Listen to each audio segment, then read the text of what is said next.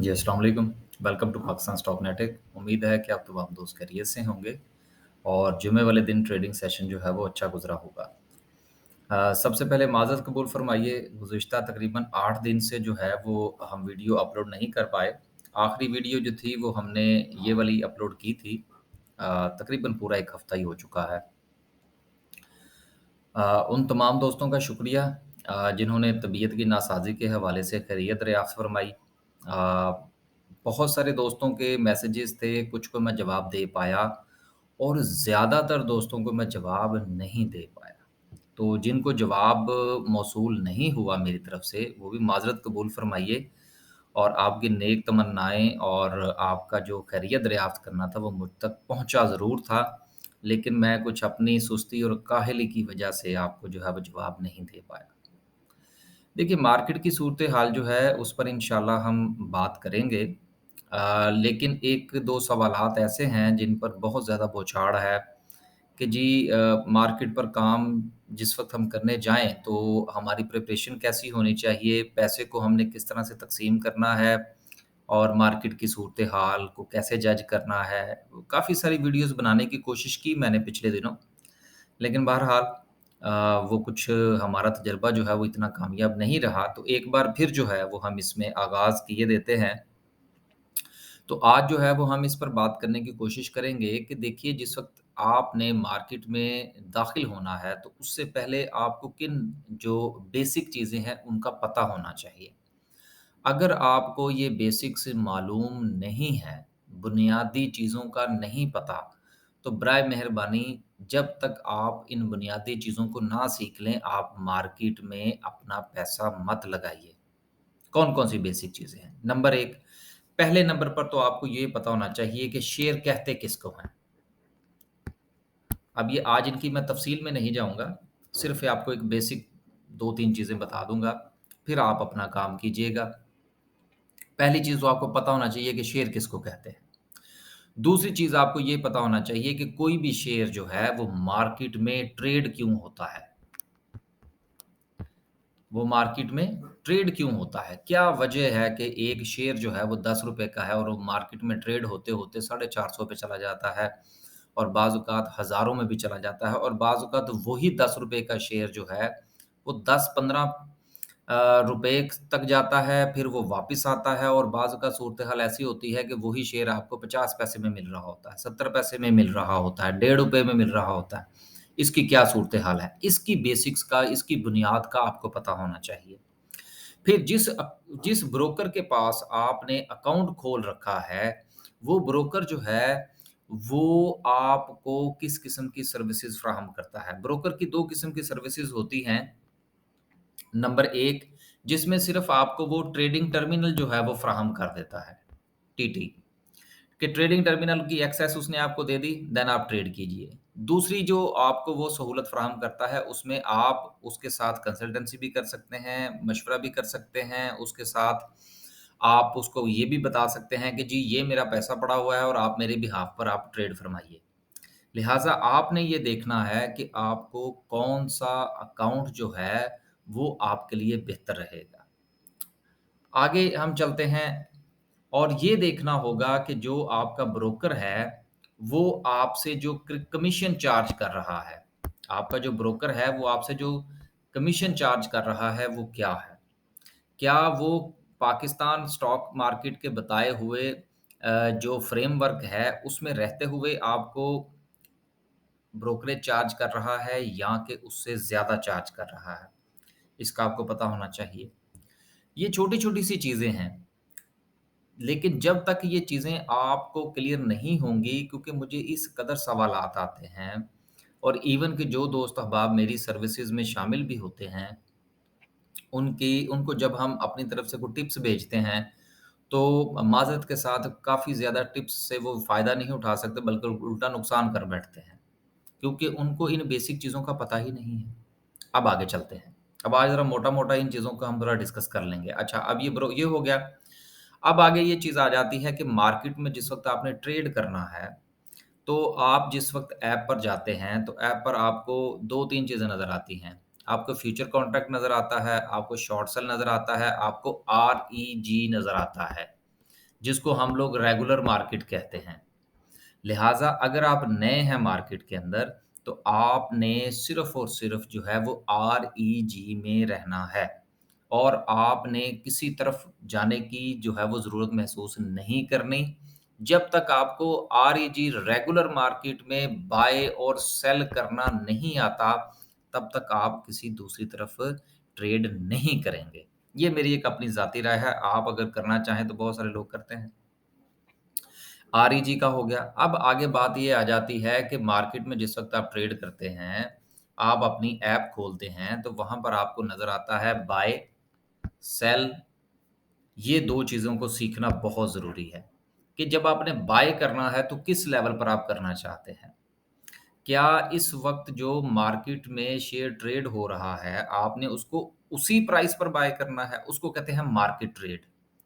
या आप ये समझते हैं कि वो शेयर जो है, वो इससे ऊपर-नीचे हो सकता है, तो आप अगर उसको लिमिट पर बाय करते हैं, मसलन अपनी मर्ज़ी की प्राइस पर उसको बाय करना चाहते हैं, तो उसको हम लिमिट ऑर्डर कहते हैं।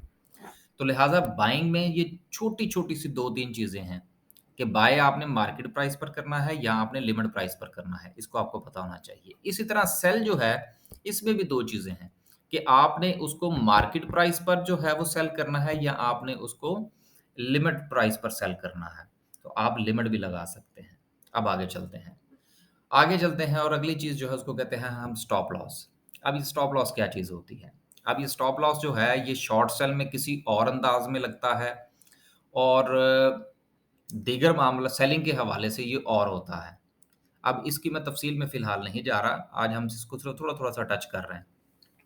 अब स्टॉप लॉस का क्या मतलब होता है? इसको ज़रा समझ लीजिए, मैं थोड़ा तफ़सील के साथ समझाने की कोशिश करूँगा, फिर ट्रेलिंग स्टॉप लॉस होता है वो एक अलग चीज़ है। देखिए स्टॉप लॉस का मतलब ये होता है कि फ़र्ज़ कीजिए कि आपने एक शेयर जो है वो ₹10 का खरीदा। अब आपको ये लगता है आपने उसकी स्टडी फ़रमाई। उस स्टडी के दौरान आपको ये पता चला कि ये शेयर जो है ये तकरीबन ₹11 और 50 पैसे तक जा सकता है। और नीचे जो इसकी पोज़ीशन है, जो सपोर्ट बनती है, वो फ़र्ज़ कीजिए कि ₹9 और 60 पैसे है। और फिर आप ये समझते हैं कि अगर ये शेयर जो है ये ₹9 60 पैसे से मज़ीद नीचे गिरता है, तो फिर भाई इसका कोई पता नहीं कि ये कहाँ जाके रुके। तो ऐसी सूरत में आप क्या करेंगे?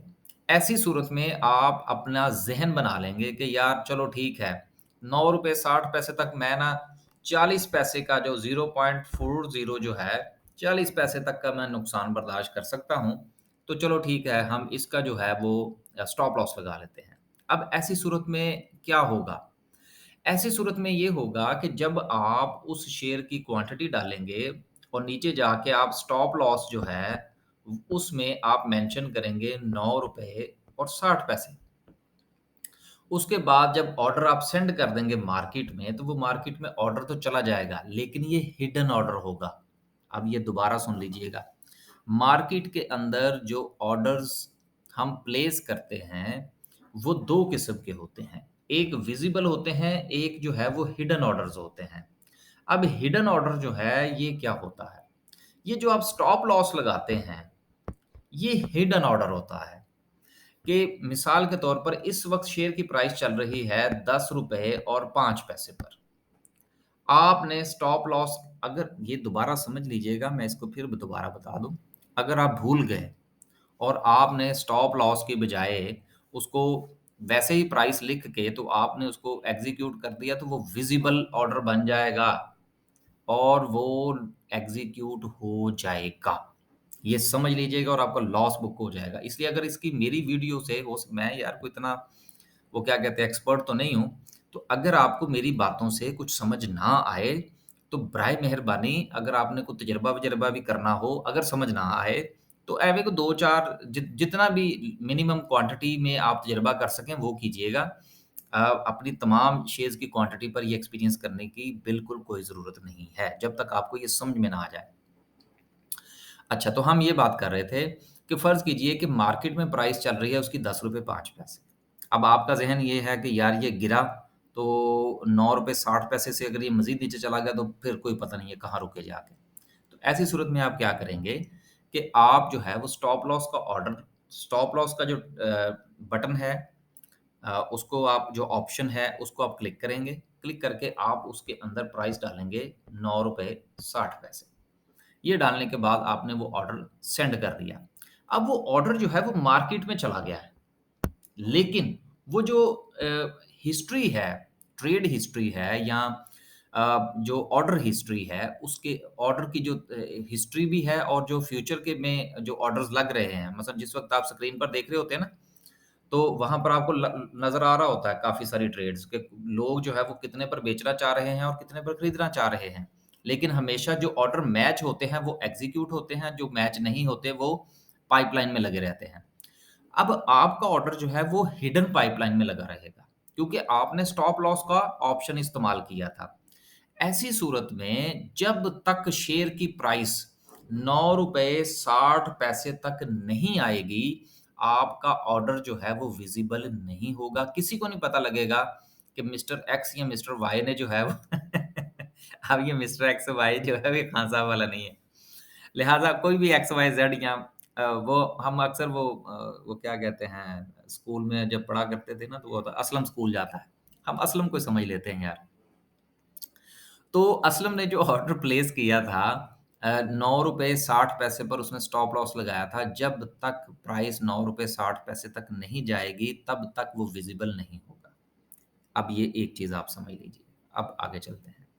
स्पीड ज़रा थोड़ी-सी काफ़ी स्लो है, तो ज़रा बर्दाश्त कीजिएगा। जब भी पाकिस्तान में थोड़ा ज़्यादा रहने की कोशिश करते हैं, कुछ ना कुछ हो जाता है।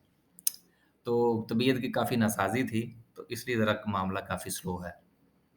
अच्छा, अब बात ये हो रही थी कि जब तक प्राइस जो है वो ₹9.60 तक नहीं आएगी, तब तक जो आपका ऑर्डर है वो विज़िबल नहीं होगा। जैसे ही प्राइस ₹9.60 पर आएगी, आपका जो ऑर्डर है वो पाइपलाइन में आ जाएगा। देन विज़िबल हो जाएगा और वो जैसे ही आपका ऑर्डर विज़िबल होगा, अगर वहाँ पर बायर को खड़ा होगा तो ₹9.60 पर वो आपका शेयर बिक जाएगा और अगर वो शेयर उससे मज़ीद नीचे जाता है, तो देन आप तो बेच चुके हैं। आपने जितना भी स्टॉप लॉस जो था वो बियर करना था, वो आपने कर लिया। देन वो आपकी जो ट्रेड है वो एग्ज़ीक्यूट हो जाएगी। अब ये तो एक सिनेरियो है। अब दूसरा सिनेरियो ये है कि क्या ये ज़रूरी है कि आप स्टॉप लॉस का ऑप्शन इस्तेमाल करें और मिसाल के तौर पर आपने ऑप्शन इस्तेमाल किया था ₹9.60 का और प्राइस जो है वो ₹9.45 तक नीचे चली गई, लेकिन आपका ऑर्डर एग्ज़ीक्यूट नहीं हुआ। क्या ऐसा हो सकता है? जी, बिल्कुल हो सकता है। उसकी क्या वजह है?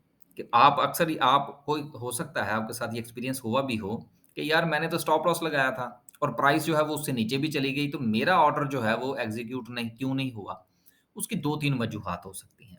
लेकिन एक सादा-सी जो वजह है वो ये है कि जिस वक़्त मार्केट या शेयर की प्राइस जो है वो तेज़ी के साथ गिरती है, तो ऐसी सूरत में अगर बायर जो है वो ₹9.60 पर मौजूद नहीं है और बायर जो है वो मौजूद है ₹9.58 पर और आपके अलावा किसी और ने ₹9.58 जो है वो लगा रखे हैं।